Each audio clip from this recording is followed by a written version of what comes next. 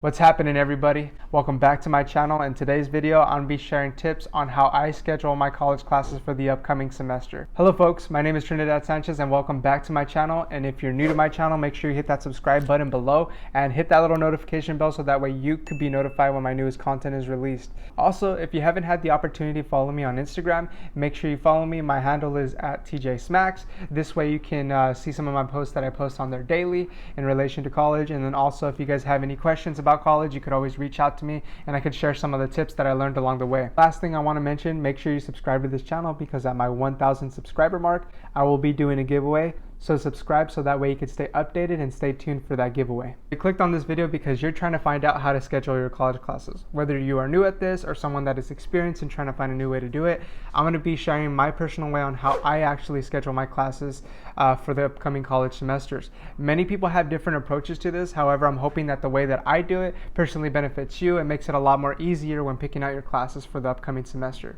Also, make sure to stick around because I included a freebie in the description below for an Excel template, and I'll be showing you guys how to use that in order to help you guys effectively pick your classes. Okay, so let's go ahead and jump into the video. So there's a lot of steps to this, but I'm gonna break it down in headings. The first one is preparation. First thing that you're gonna wanna do is calendar block. I talk about this lightly in one of my other videos, which I'll link in my description below or tag it up here. That way you can check it out. What I recommend is using Google Calendar. However, if you're more comfortable using different calendars or the calendar that comes with your phone, that's perfect. So you're gonna wanna block out the times that you're working. You're gonna also wanna block out times that you have extracurricular activities or you wanna exercise. In addition to that, you're also going to want to block out times that you don't have like the highest energy. And what I mean by energy is that you do not want to take morning classes if you are not a morning person. Neither do you want to take afternoon classes if you're not an afternoon person. Particularly for me, in my situation, I love taking morning classes at 7 a.m. because I have a fresh head and because I'm a psycho. So after you're done calendar blocking, you're going to want to go ahead and pick up your academic roadmap. Your academic roadmap is given to you from your advisor or counselor at your community college. If you have not had the opportunity to connect with a counselor or advisor at your college campus, you're going to want to connect with them right away because you do not want to take classes that's going to waste you time and money. When looking at your academic roadmap, whether you're someone that's a freshman, sophomore, or junior, look at the classes that are available for you and kind of think about the classes that you want to take for that particular semester. Also, don't overwhelm yourself. Don't take 5 or 6 classes unless you particularly know that you can do that. However, I always recommend to just take the full amount load or maybe even 5 classes tops. However, when you're picking out these classes, you want to take half of the units easy and half of the units hard. Why? Because at the end of your graduation or towards the end of your academic roadmap, you're going to have classes that are all hard. I personally ran into this, and you don't want to do that because nothing sucks more than having to take a bunch of classes that are really, really challenging and time consuming.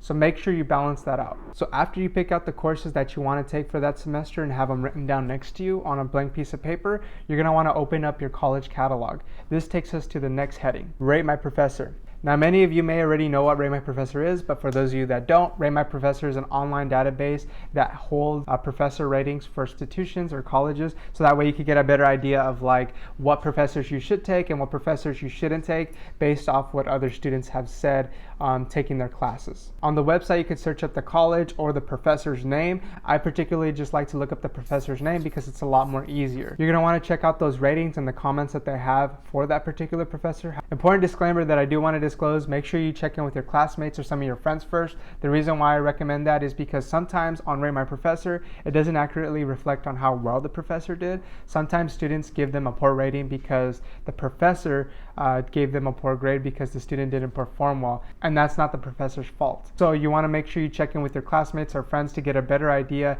before making that final decision. Lastly, I recommend picking 3 professors for each course because you never know if they're going to get full. So this is where the freebie comes in, and I hope you guys find this helpful. I created a Google Sheet in my description below. You could click on the link.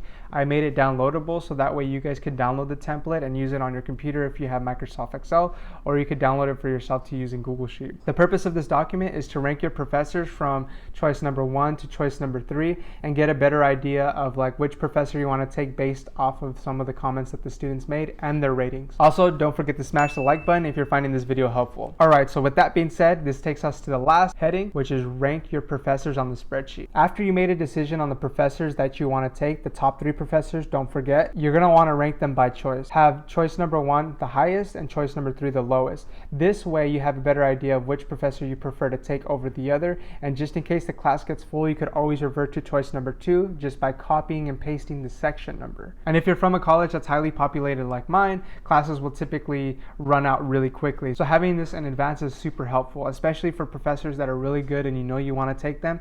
Having this document prepared in advance puts you ahead of the curve. Next, you're going to want to compare and contrast some of the professors that you have ranked for each of the courses, and kind of ask yourself, based on the notes that you put, do you like some professors because they give extra credit? Do you like this professor a little bit more because they drop an exam? Or do you like this professor because they don't require you to purchase a textbook? And that's when you kind of got to decide which option works best for you. And lastly, you're going to go ahead and highlight those professors that you chose after comparing and contrasting them, and then save the document. And when the day comes that registration opens and it's your time to enroll, that way you could just open up that document, copy and paste those section numbers, and put them into registration, and boom, you're done. So much easier instead of waiting till last minute and opening up the catalog and kind of like highlighting through the book which one that you want to choose, or looking through the online database. Thank you so much, folks, for checking out today's video. Again, make sure you hit that subscribe button in case you haven't had the opportunity yet, and hit that notification bell to stay up to date on my newest releases. Also, in addition to that, make sure you smash that like button if you haven't had the opportunity yet for the YouTube algorithm. Also, make sure to follow my IG handle right here for Instagram. That way you can get updates on my daily posts.